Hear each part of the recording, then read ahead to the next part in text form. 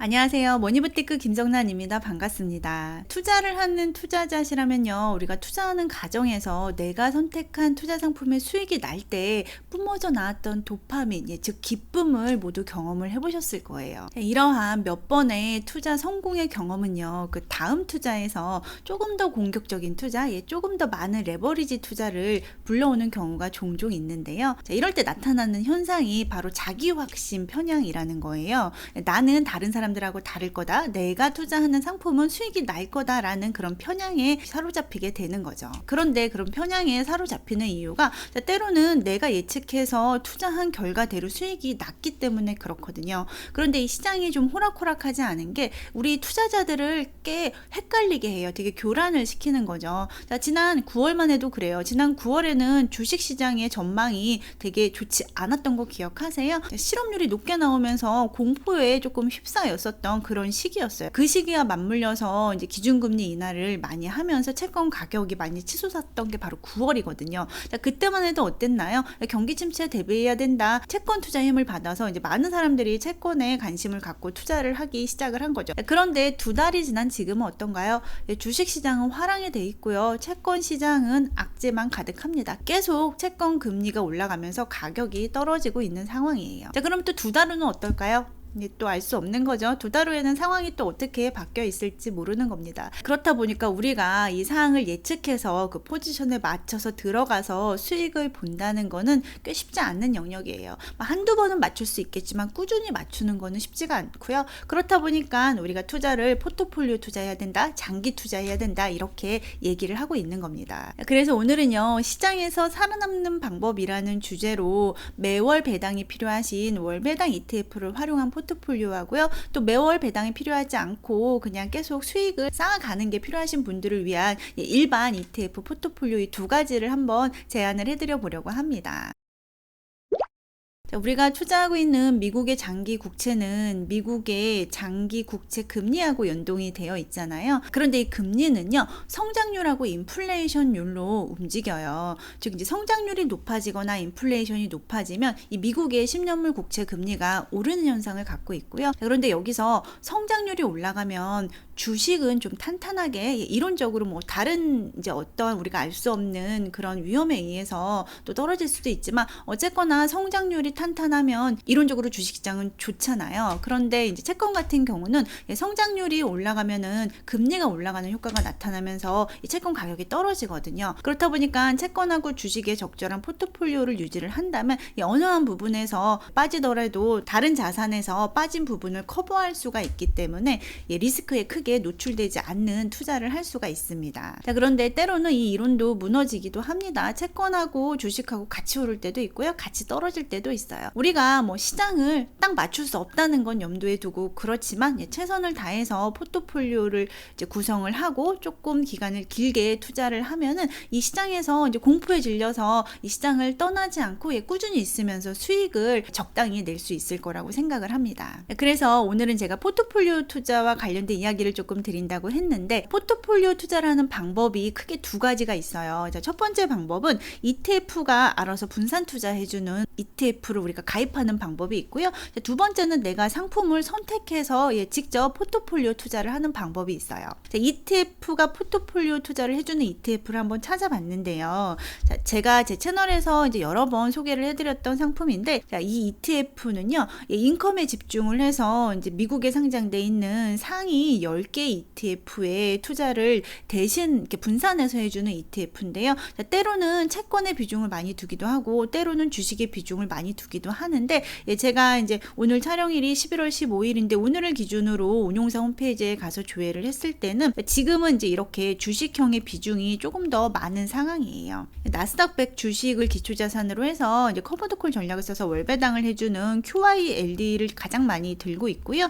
고배당 가치주, 그 다음에 금융을 제외한 우선주, 러셀 2000 소형주, 신흥국 주식, 미국 우선주, 이제 이런 주식에 투자를 해주는 ETF를 담고 있고요. 채권도 또 신흥국 정부 채권하고 미국 장기 기업 채권도 들고 있어요. 그래서 이 상품의 성과를 한번 보면요. 이제 10월 29일 기준으로 배당률이 한 연 7% 정도 되고요. 그러니까 월 배당해 주는 게 연 7% 정도 되고요. 또 이 프라이스 리턴이라고 하죠.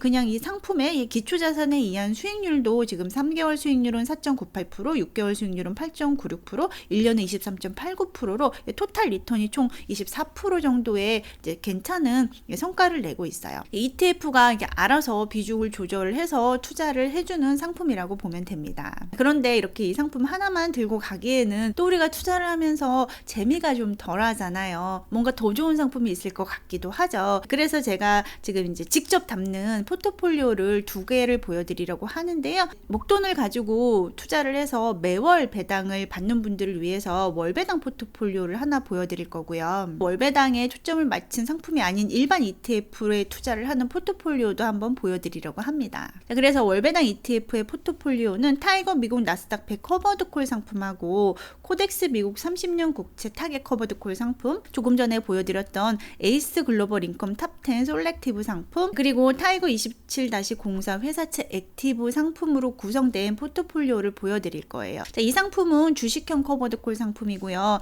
이 상품은 미국 30년 국채 커버드콜 상품이고요. 자, 이 상품은 운용사가 알아서 채권을 많이 담았다가 카멜레온처럼 주식도 많이 담았다가 왔다 갔다 하면서 비중을 조절해주는 상품인 거죠. 그래서 저는 타이거 미국 나스닥 100 커버드콜의 한 30%, 그다음에 코덱스 미국 30년 국채 타겟 커버드콜의 30%, 에이스 글로벌 인컴 탑10 솔렉티브의 20%, 그다음에 타이거 27-04 회사채 A+ 이상 신용 등급을 가진 회사채에 투자를 해주는 ETF의 20% 이렇게 배분을 해서 포트폴리오를 가져가 보시면 좋을 것 같고요. 포트폴리오의 기대 분배율을 한 10% 정도로 잡았는데요. 이 커버드콜의 특성상 이제 매월 분배금은 꾸준히 지켜줄 거예요. 그런데 이제 문제는 프라이스 리턴이라고 했죠. 이 기초 자산의 가격이 떨어지면은 이 프라이스 리턴이 줄어들 수가 있어요. 그런데 여기 주식형하고 채권형이 있죠. 이 두 개가 서로 상호 보완이 될 수가 있다 보니까 이 두 개의 자산을 서로 상호 보완 형식으로 가져가면서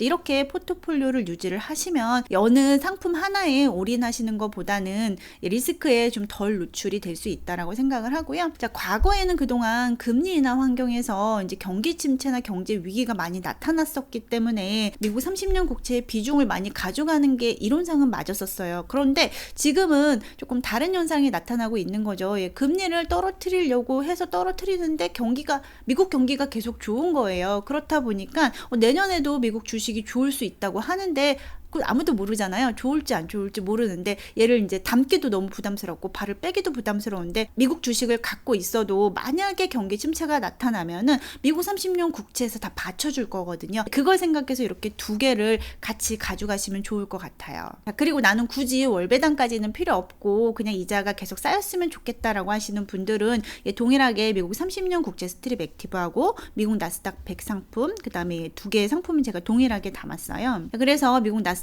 100의 30%, 미국 30년 국제 스트립 액티브 30%, 글로벌 인컴 탑10 20%, 그 다음에 이제 A+ 이상 27년 4월 만기 회사채 20% 이렇게 담아가면 역시 한 9.2% 정도의 포트폴리오 기대 수익률을 기대를 할 수가 있습니다. 조금 기대 수익률을 보수적으로 담았어요. 아까 말씀드린 것처럼 이 2개 ETF가 위험이 서로 상호 보완이 될 수 있다는 점 한번 참고하시고 포트폴리오를 보시면 좋을 것 같고요. 그리고 여기 타이거 27-04 회사채 액티브 상품은요, 27년 4월이 만기인 신용등급의 A+ 이상 회사채만 담아서 운용해주는 ETF예요. 이 ETF는 기준 가격이 되게 그냥 꾸준하게 우상향하는 그런 구조를 갖고 있고요. 단기 우량채다 보니까 이렇게 꾸준하게 우상향 되는 그런 수익 구조를 가질 수가 있는 거고요. 기대 수익은 한 6% 정도인데 거의 5%에서 6% 정도는 달성할 수 있다라고 보시면 됩니다. 오늘 새벽에 파월의 기자회견이 있었는데요. 불과 일주일 전에 FOMC가 끝나고 이제 파월이 기자회견을 할 때만 해도 12월에 연준이 기준금리 인하를 한 번 더 할 것 같은 분위기였거든요. 그런데 오늘 새벽에 기자회견을 하고 나서는 이 분위기가 싹 바뀌어 버렸어요. 12월에 기준금리 인하를 안 할 수도 있는 분위기로 바뀌어 버린 거죠. 자, 12월에는 금리 인하를 안 한다고 해도요, 내년에는 금리를 인하할 수 있는 여러 요인들이 있습니다. 우선은 트럼프가 저금리를 선호하는 대통령이고요. 또 파월 또한 조금 정치적인 인물인 것 같아요. 예, 위에서 정치적으로 금리를 내리라고 하면 이제 지난번에는 금리를 안 내렸지만 이번에는 금리를 내릴 수 있는 룸이 많기 때문에 뭔가 이제 정치적으로도 금리를 내릴 가능성도 있어 보이고요. 또 이제 여러 우려들이 있어요. 이렇게 보호무역 관세를 많이 늘리면 오히려 경기 침체가 올 거다, 이제 이런 우려도 있다 보니까 지금은 이제 기준금리가 위로 향하기보다는 아래로 향할 가능성이 조금 더 많다 보니까 우리 채권에 투자하셔서 지금 현재 평가 금액이 마이너스이신 분들 너무 크게 걱정은 하지 마시고 조금 긴 호흡으로 편하게 기다리시면 좋을 것 같습니다. 그렇지만 너무 한쪽으로 몰리는 포트폴리오보다는 또 내년에 정말 미국만 이제 계속 독주를 할 수도 있는 거잖아요. 계속 성장을 할 수도 있다 보니까 미국 주식도 이렇게 골고루 좀 같이 담아서 이 양쪽을 서로 완충할 수 있는 그런 포트폴리오를 유지를 하시면 좋을 것 같습니다. 감사합니다.